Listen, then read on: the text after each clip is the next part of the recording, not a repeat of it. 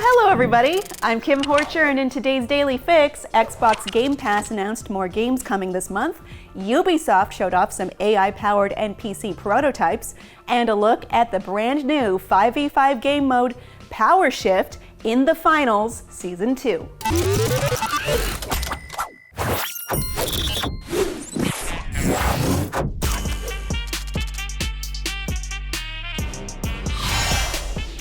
Presented by The Finals.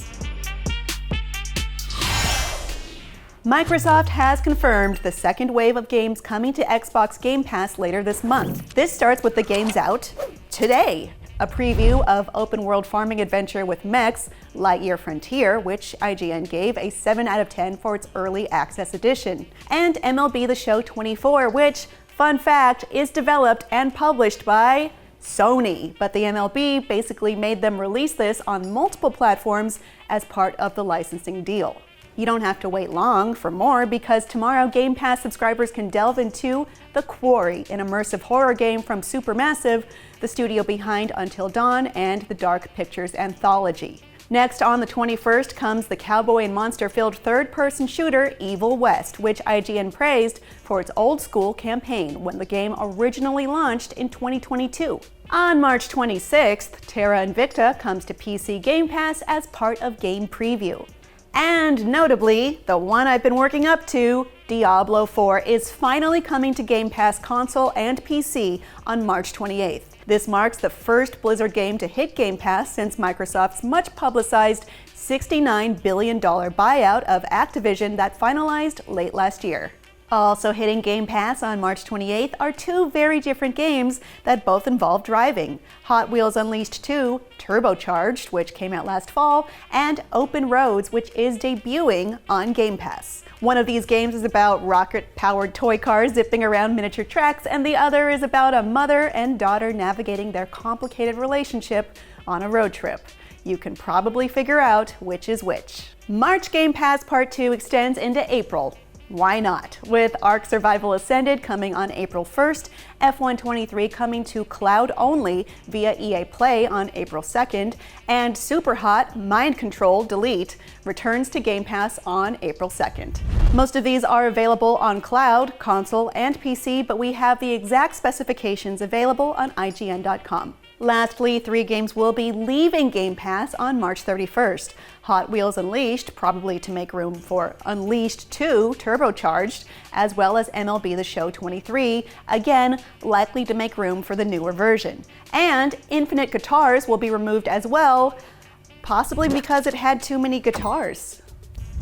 Ubisoft has unveiled what they're calling Neo NPCs, prototype in-game characters with generative AI that players can literally speak to using their voices. Aside from making it harder to pick the right answer on a skill tree to get the NPC to do what you want, this technology may set a precedent for the industry, for better or worse. At the Game Developers Conference, IGN's Bo Moore played the proof of concept in which he took on the role of a new member in a resistance group taking down the Megacorps.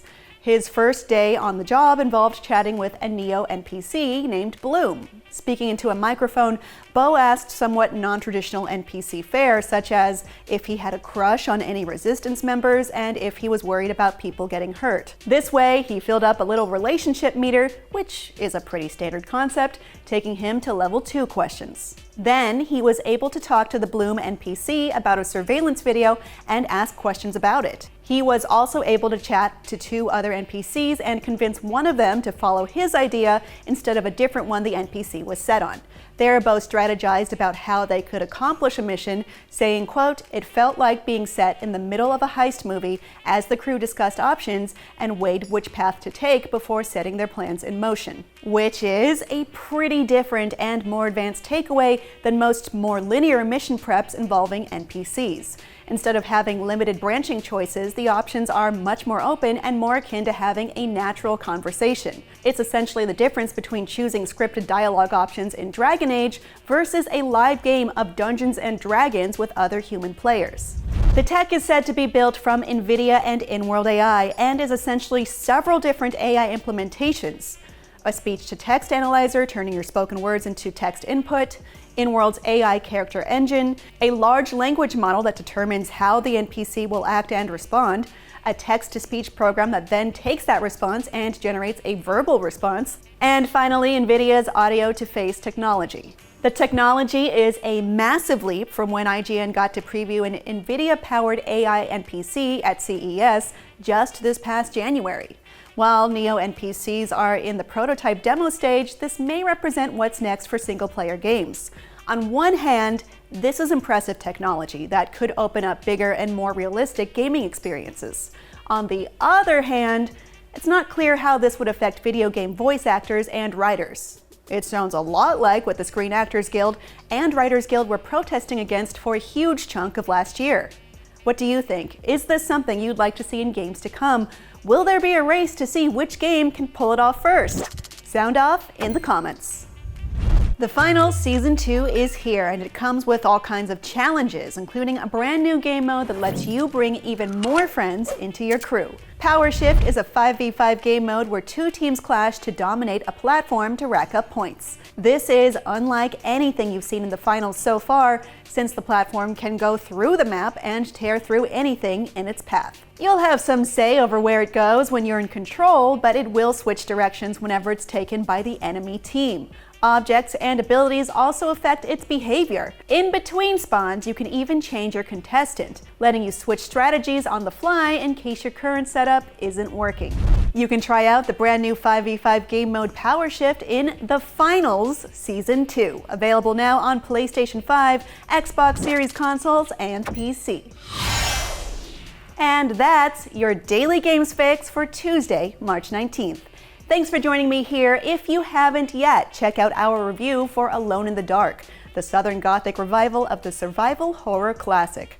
And as always, for up-to-date news coverage on all the gaming stories you care about, you can always turn to IGN.